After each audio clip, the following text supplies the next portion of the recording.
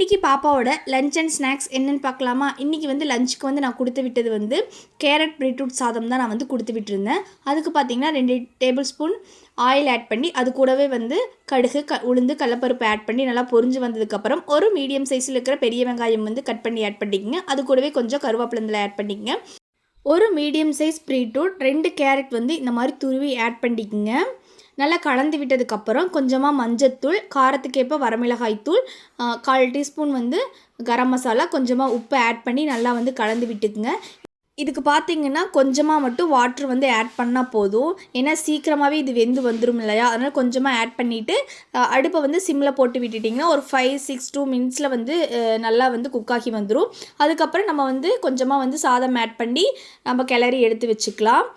ஸ்நாக்ஸுக்கு பார்த்திங்கன்னா நான் வந்து ஆப்பிள் பனானா கேக் தான் வந்து செஞ்சுருந்தேன். பார்த்திங்கன்னா ஒரு ஆப்பிள் வந்து நல்லா வந்து கிரைண்ட் பண்ணி எடுத்துக்கலாம். இது கூடவே வந்து 2 டேபிள் ஸ்பூன் வந்து கோதுமை மாவு ஆட் பண்ணதுக்கப்புறம் கொஞ்சமாக வந்து நாட்டு சர்க்கரை ஆட் பண்ணிக்கலாம்.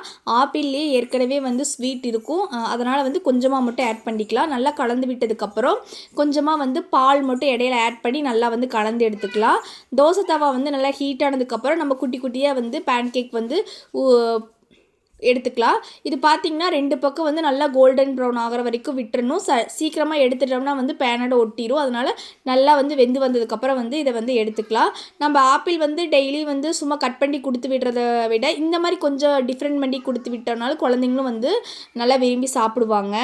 நீங்களும் ட்ரை பண்ணி பார்த்துட்டு எப்படி இருக்குன்னு சொல்லி கமெண்டில் சொல்லுங்கள்.